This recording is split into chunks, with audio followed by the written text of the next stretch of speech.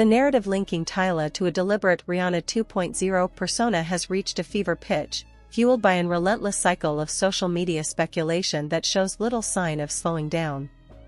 At the heart of this discourse is a viral, widely dissected clip from the 2026 Met Gala, where observers fixated on an interaction, or lack thereof, between the two stars.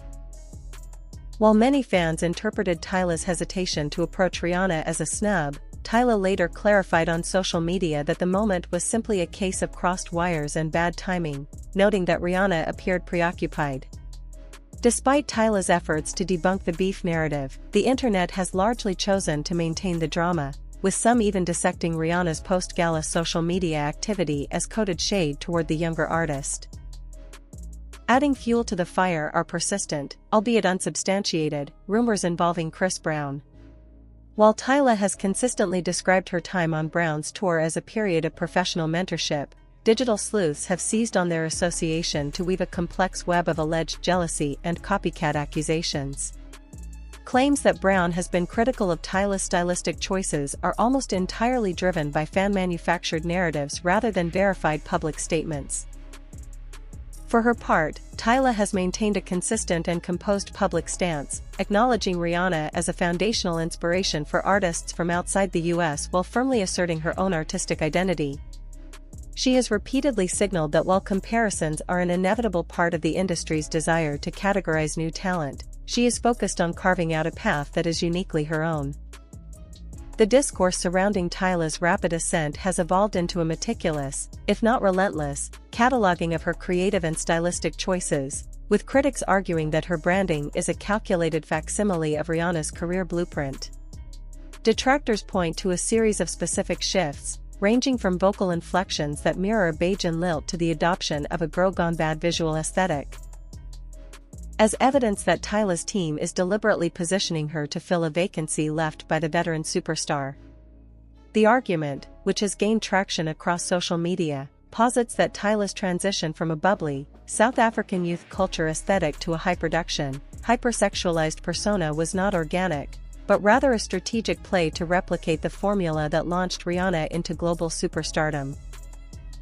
This critique extends into the technical aspects of Tyla's production and presentation, where observers have drawn direct parallels between her music videos and Rihanna's early iconic works. The rhythmic choreography, the use of sweat-slicked, high-contrast lighting, and the fluid genre hopping are frequently cited as modern iterations of Rihanna's own trajectory from dancehall-inspired beginnings to pop R&B dominance. Furthermore, the scrutiny of Tyla's wardrobe, often described as a direct lift of Rihanna's mid-2010s high-low fashion era, suggests that even her street style is being viewed through the lens of archival imitation. The Met Gala, long considered the centerpiece of Rihanna's public image, has become the primary battleground for these comparisons.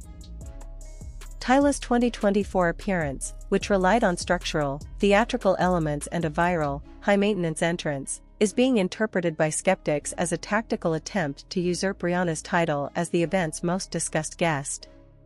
While Tyla's supporters emphasize her genuine talent and the natural evolution of an artist finding her global footing, the mounting side-by-side evidence circulating online has solidified a narrative of succession politics. For those deeply entrenched in this debate, the question is no longer whether Tyla is drawing inspiration from a predecessor, but whether her entire public identity has been manufactured as a Rihanna 2.0, effectively trading in authentic cultural expression for a pre-approved, high-impact Western success story. The narrative surrounding Tyla and Rihanna has become one of the most intense focal points of 2026 pop culture discourse, fueled by a viral Met Gala moment that social media users have scrutinized with forensic detail. After footage emerged showing Tyla standing awkwardly near Rihanna, the internet quickly coalesced around a snub theory. Tyla eventually addressed the situation on TikTok, explaining that her hesitation to approach the icon stemmed from a previous encounter where she felt Rihanna had been dismissive, citing a moment where Rihanna abruptly ended a conversation to take a call.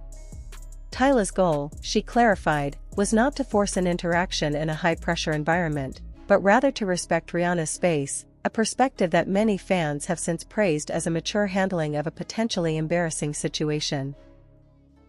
The firestorm intensified when Rihanna posted a Met Gala recap video soundtracked by Ira Stars Who's Dat Girl.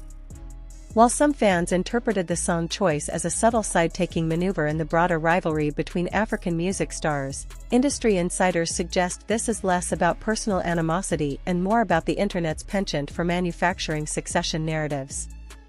The constant comparisons, positioning Tyla as a Rihanna 2.0, are viewed by many as a reductive way of processing the rise of new artists who share a similar international appeal. Despite the viral theories involving figures like Chris Brown and alleged PR-driven attempts to emulate Rihanna's early career edge, both artists have maintained a professional distance, with Tyla consistently acknowledging Rihanna as an inspiration for the possibility of global success from outside the American mainstream. Ultimately, the situation underscores how modern celebrity culture often weaponizes brief, context-less interactions. What was likely a simple case of two stars navigating a crowded event has been expanded into a complex web of tea and speculative rivalry. As Tyla continues to carve out her own path in the industry, the discourse surrounding these perceived slights reflects a broader tension. The public's desire to force the next generation into the molds of their predecessors versus the artist's own attempts to define their individual legacies. The narrative surrounding Tyla and Rihanna has morphed into a full-blown internet obsession, driven largely by a viral moment at the 2026 Met Gala. During the event, footage circulated showing Tyla lingering near Rihanna, who was reportedly occupied with A$AP Rocky and other commitments.